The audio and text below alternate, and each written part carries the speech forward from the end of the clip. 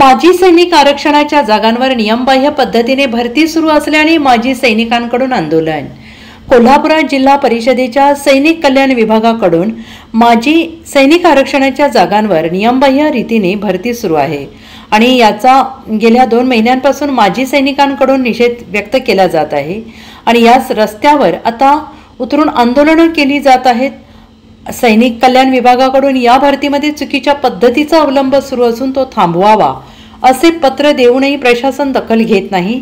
त्यामुळे सीमेवर लढताना गाजवलेल्या शौर्याचं प्रतीक म्हणून मिळालेले मेडल्स जिल्हाधिकाऱ्यांना परत केले आहेत। यावेळी जोरदार घोषणाबाजीमुळे परिसर दणाणून सोडण्यात आला।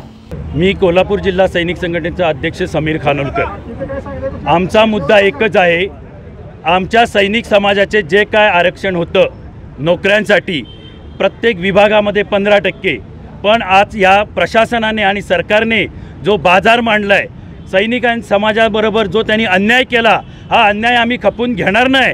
तुमच्यामध्ये जर दम असेल तर इतर जो बाकीचे समाजांमध्ये जे आरक्षण आहे ते त्याचा तुम्ही बाजार करून दाखवा। तुम्हाला फक्त येऊन जाऊन कायमस्वरूपी सैनिक दिसतो, सैनिकाला तुम्ही काय समजताय? सैनिकाची काहीच किंमत नाही, सैनिकाला कोणती व्हॅल्यू नाही, असं या सरकारने आणि प्रशासनाने का केलं याच्यासाठी आम्ही आज हे आंदोलन केलेलं आहे। आमच्या नोकऱ्या आणि आमचं आरक्षण आम्हाला मिळालंच पाहिजे।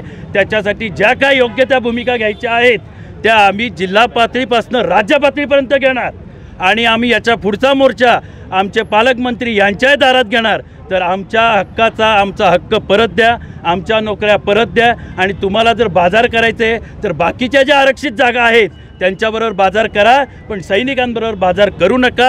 हे आमची तुम्हाला एक मागणी आणि विनंती आहे। सरकारी नोकऱ्यांमध्ये माजी सैनिकांसाठी 15% राखीव जागा आहेत। 2023 मध्ये निघालेल्या जाहिरातीमध्ये महाराष्ट्रामध्ये 19,460 जागांची भरती निघाली, त्यापैकी फक्त 39% जागांवर माजी सैनिकांना नियुक्ती मिळाली। 61% जागा म्हणजे एवढ्या मोठ्या संख्येने जागा रिक्त असताना माजी सैनिकांबाबत पुनर्विचार न करता एका अवर सचिवाच्या पत्राच्या आधारे सर्व जिल्हा परिषदांमध्ये माजी सैनिकांचा वाटा, माजी सैनिकांचा हक्काचं आरक्षण इतरांना देण्याचा घाट घातलेला आहे। त्या विरोधात आम्ही सातत्यानं 2 महिन्यापासून पाठपुरावा करतोय, तरी देखील जिल्हा प्रशासन, राज्य सरकार ऐकायला तयार नाही। त्यामुळे आम्ही माननीय उच्च न्यायालयामध्ये याचिका दाखल केली। उच्च न्यायालयाकडून महाराष्ट्र सरकारला एक समन्स निघालं, नोटीस निघाली 20 फेब्रुवारीला म्हणणं मांडा, पण या जिल्हा परिषदांनी त्याच्या अगोदरच या जागा कुणाला तरी विकण्याचा घाट घातलेला आहे। कारण आम्हाला बातमी लागायला लागले, लोक येऊन सांगायला लागल्यात 15 लाखाचा दर पडला आहे, 20 लाखाचा दर पडला आहे, या राज्यात चाललंय काय?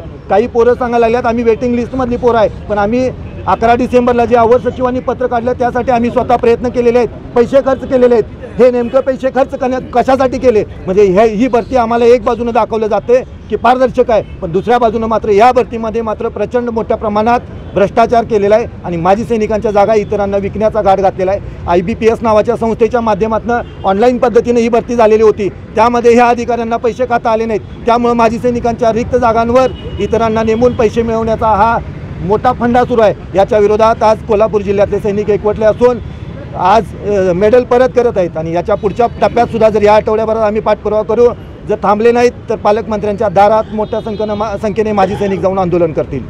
Bureau report SVN Marathi, Kolhapur.